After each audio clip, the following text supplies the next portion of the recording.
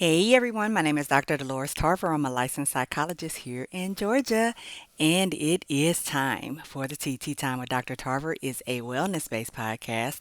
It is not intended to be a substitute for a relationship with a licensed mental health provider.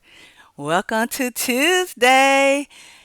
Oh yeah, it's been a lot going on. I think we are in this season where the world feels like it's on fire and we are just trying to do our best to stop everything we own from burning up. So, we are in this series and we are talking about all of the different things leading up into these holidays, which can be really stressful for people. So, just trying to cover some of the challenges and help us better navigate them.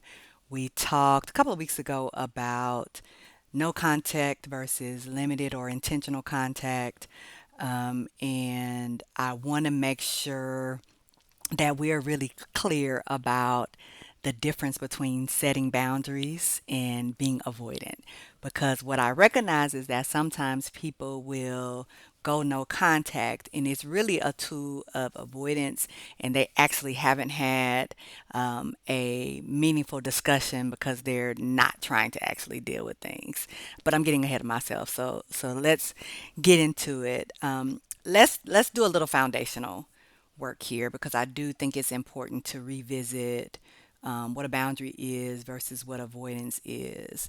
So, boundaries, as we talked about in the previous episode, are intentional, they're proactive, they are a choice that is clearly communicated. What boundaries do is they allow for us to have a healthy response, not a reaction, but a response. And in those responses, what we're intending to do is ensure that the dynamics of a given relationship are healthy. Again, this could be a work relationship, this could be a friendship, this could be an intimate partner relationship, this could be siblings, church members. So it provides for navigating the dynamics of different types of relationships. But that's essentially what you are doing. You are navigating. So that means you're giving clear expectations, but also allowing for that people do have limitations. And so we want to govern ourselves accordingly so that we're not giving people access who are not in places where they're able to be reciprocal. And so we are navigating those relationships to ensure we're protecting ourselves and promoting health and wellness, but also being able to determine how we're going to navigate this situation. Boundaries address potential challenges, right? That's why they're proactive. So it can be I'm setting boundaries on the front end so that I don't have to deal with things on the back end. So I'm already going to establish my you cannot borrow, insert whatever here from me guidelines, or I'm going to establish my phone guidelines, or I'm going to establish how we're going to communicate guidelines. And again, when we're creating boundaries, then they should promote wellness. They should be a indication that you're trying to grow, that you're trying to resolve something. Boundaries build trust. They improve our capacity to be able to solve problems, to be able to navigate different situations, to sit in some discomfort, and being able to better manage how we're approaching a situation even when we're uncomfortable. For example, when we talked about limited contact with or intentional contact with grandma. We love grandma. We know that grandma loves us. However, we know that grandma grew up in a generation where there's just certain things that grandma is going to say and do, some of which may not necessarily be appropriate for everyone. And it may not necessarily be appropriate for me at all times. And so I am going to be intentional about navigating that relationship because I've already talked to grandma, and grandma said, I'm not changing. This is the way I am. Like it or leave it. And so we said, hey, grandma, I want to have a relationship with you, but I am going to make sure that I'm not putting myself in harm's way to have the relationship, right? That is a great example of a boundary. However, sometimes what people will do is when they don't want to be held accountable, when they don't want to have to deal with things that are uncomfortable, when they don't want there to be expectations, when they don't want to have to be reciprocal, when they don't want to have to show up and engage. Then they sometimes will go no contact or dictate a very unmanageable, non sustainable type of contact so that they don't have to deal with anything that makes them feel uncomfortable. And that, my friends, is not a boundary. That is actually avoidance. So I want to talk a little bit about what avoidance is and what that looks like. And so you can be clear moving forward in terms of navigating whether or not you're being avoidant when you may actually think you're setting a boundary. Avoidance is it's not direct, it's passive and often reactive. So it is, I don't want to deal with this. And so, in order for me not to deal with it, I'm going to put this boundary, this not even a boundary, this fixture in place. That's a roadblock, this obstacle, if you will.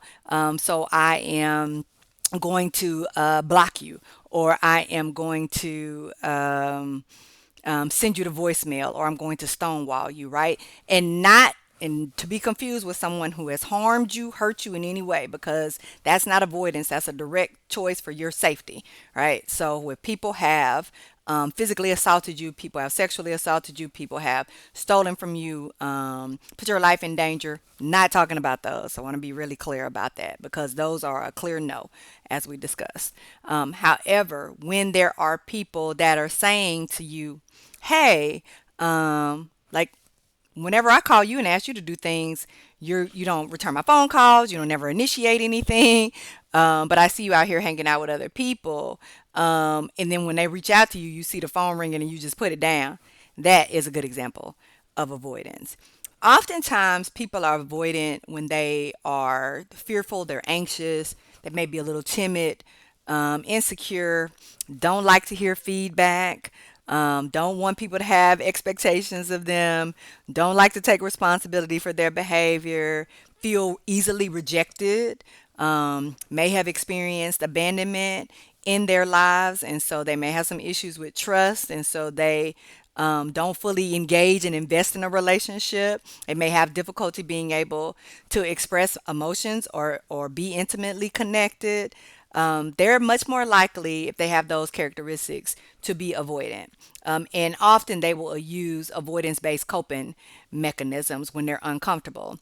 And avoidance based coping mechanisms will be things like using substances to not have to deal with your emotions, engaging in sexual relationships, jumping from one relationship to another because you having a hard time um, actually being fully present in a relationship and you don't have expectations, but you're not communicating that to people.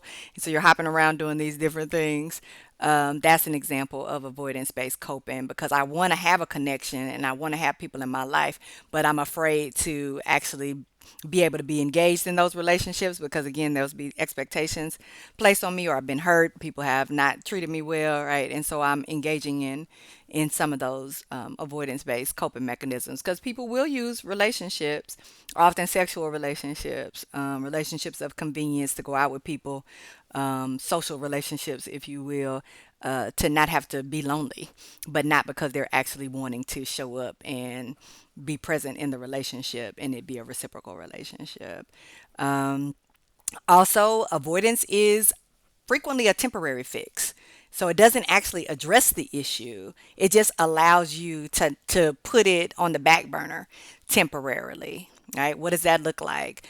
You all know when they're calling because you haven't made that credit card payment or you haven't made that loan payment or you haven't made that rent payment, you haven't made that um, appointment that you needed to do a follow up for. These folks keep calling you over and over again because they told you, hey, you need to go ahead and come on in and get this taken care of, and you don't want to have to deal with it. So you're again not answering the phone. You're not responding to those letters that come in the mail. Some of you may not even be opening your mail at all because you feel like the only thing that comes in mail is bad news.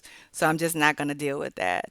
Those of you that quietly quit jobs because you know you're about to be fired and you don't want to get fired, and so you quit. People who cannot maintain friendships. And so it's always the other person. People can't be trusted. That's why I don't have friends. That's why I don't deal with people. When really it's that you don't treat people really well. And so you just don't deal with people because you know that folks are going to call you out and hold you accountable, and you don't want to have to deal with that. So you just say, I'm a loner. I don't like to deal with folks. Uh, Picking a fight so that you can stonewall and not have to address that uncomfortable topic, or not have to go somewhere that you didn't want to go, or have an excuse to leave this house and go do this thing that you really wanted to do, right? All avoidance-based things that don't actually result in problem solving or addressing anything, but just like it removes me from this situation temporarily. Avoidance at if you even look at it that way, there's no way that could improve a relationship. What it does is it'll shut a person down. It will stop a relationship from progressing. People begin to get resentful, and they oftentimes will leave, right? So then you reinforce the thing that you were trying not to reinforce, which is that people leave you, people can't be trusted. But why would they when you are not showing up in the relationship? Because the other thing that avoidance does is it does not allow for any kind of growth. It doesn't allow for intimate connection with other people. In fact, again, it has the opposite effect. And you're not going to problem solve in relationships when you're being avoidant. And so people will get frustrated because we never actually resolve anything. There's no growth. We keep having the same conversation over and over again. And that's because avoidance is not actually an effective problem solving technique. Again, sometimes it'll buy you some time, sometimes it'll put a little distance there. But if you ultimately don't come back, then that's just going to lead to the same patterns over and over again. And that's that cycle. Now, there are a lot of different types of avoidance. This list by no means is exhaustive. It is exhaustive, but I want to make sure that I'm just kind of giving you some ideas of what it could potentially look like. So, oftentimes, we are engaging in what we call cognitive avoidance.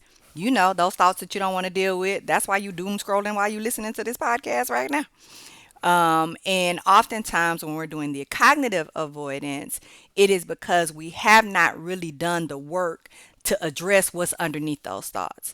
Was that a negative experience that I had? Is there some trauma that I haven't dealt with, that I haven't processed? Are there some beliefs that I have that are distorted based on things that people have told me that I'm still holding on to? Was I in some unhealthy relationships with people and I have taken from that these negative thoughts that I keep ruminating about? Do I have anxiety? Do I have some obsessive compulsive things going on? Right. And so when I'm cognitively avoiding, what I will do is I will try to interrupt those thoughts, typically by doing unhealthy things. Right. And that the substances could be that. The shopping is a big one for people who are heavy shoppers, because your coping mechanism is the shopping, which is an avoidance based coping mechanism. Right. So when I am distressed, oftentimes we'll shop and we don't even have money to be shopping. But because I don't have any other coping skills and I just have this one that's avoidance based, and of course I'm going to keep doing that even though it's causing me more problems.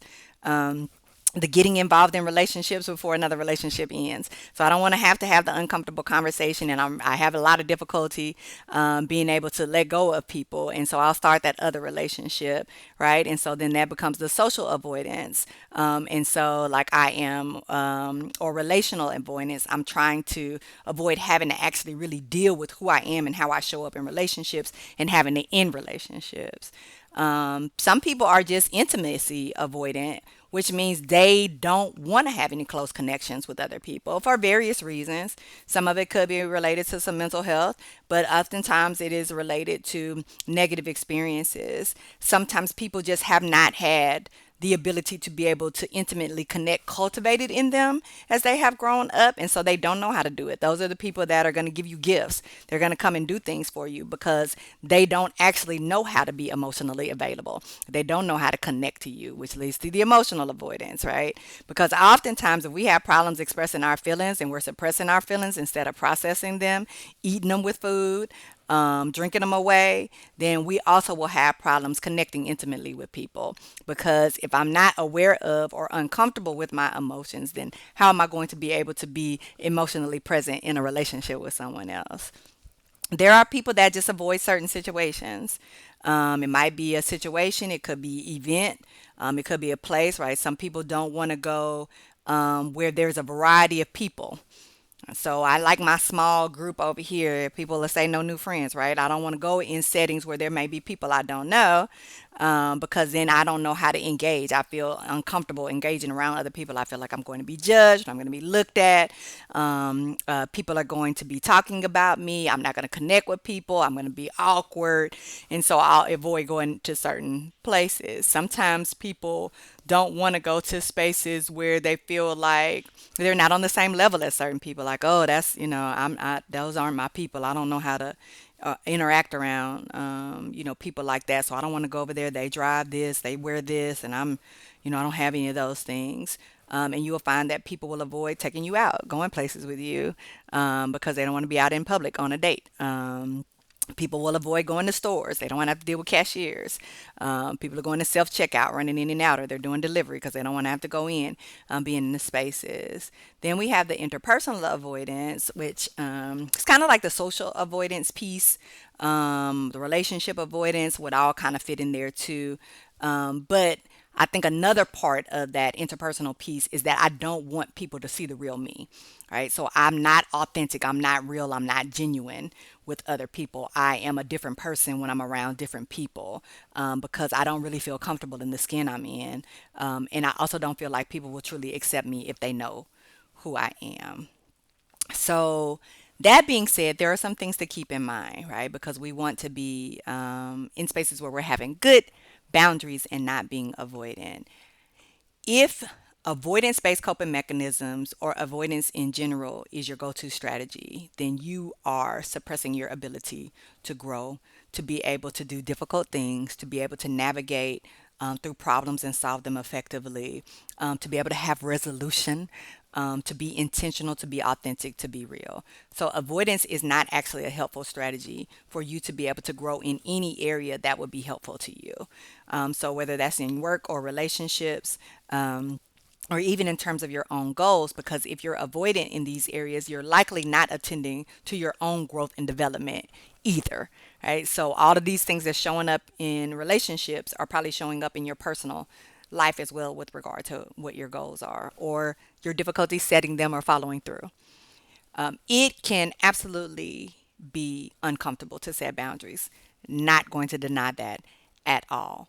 However, when you learn how to navigate things that are uncomfortable, your feelings, feeling them, expressing them, talking through them, being able to navigate those uncomfortable thoughts and address them in ways that you do the cognitive restructuring. I'm challenging them to be able to navigate in a variety of different situations, even when you're anxious. It allows you actually to be able to better navigate than when you avoid. Avoidance reinforces whatever fears, whatever negative beliefs, whether they're accurate or not. And oftentimes, when we're avoidant, we are believing things that may not necessarily be true, but we have created this dynamic in our minds. And so we're finding evidence to support it through our avoidance behaviors. Like, see, I was right. No, you actually set that situation up by how you were engaging.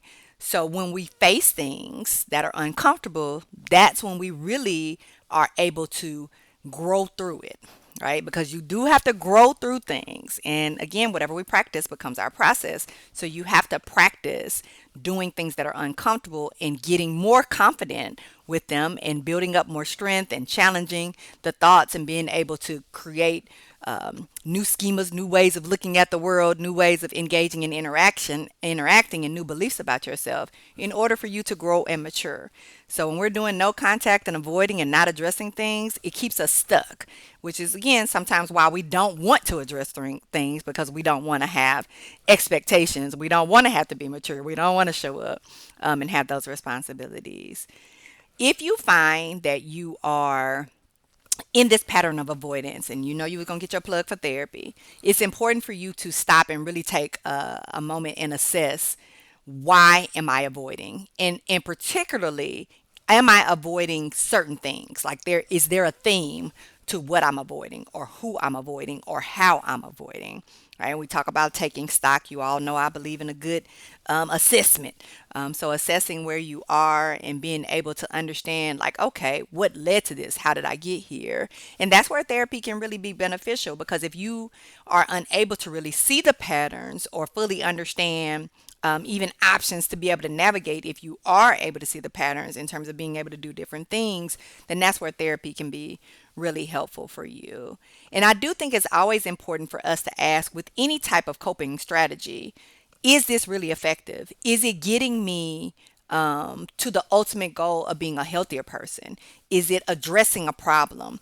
Is it allowing me to have healthy dynamics? Is it improving a situation? Not because I'm avoiding it, but because I'm putting things in place to actually get needs met.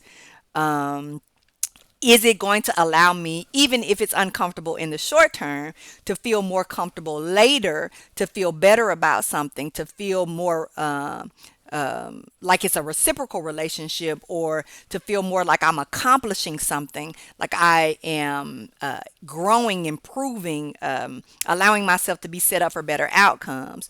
Or is this something that I'm just trying to temporarily get to go away and I don't actually have a plan for it? It is very important for you to understand that life comes with challenges.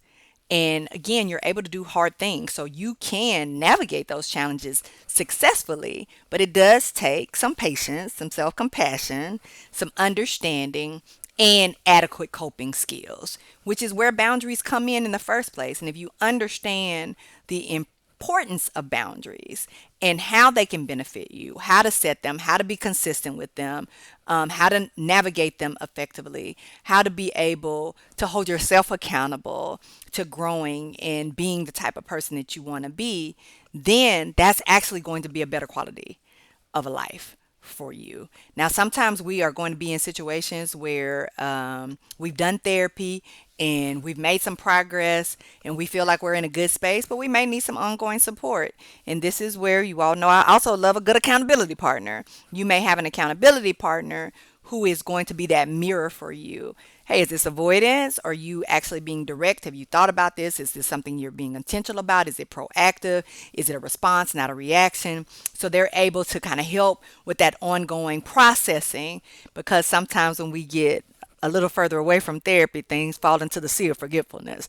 And we want to make sure that we're staying on top and not sinking to the bottom. So, in this season of all of the things in life that just feel overwhelming, out of control, you want to hide under the covers, then this is an opportunity for you to really look and see if you're being avoidant or if you're actually setting a good, healthy boundary. Okay? Be well.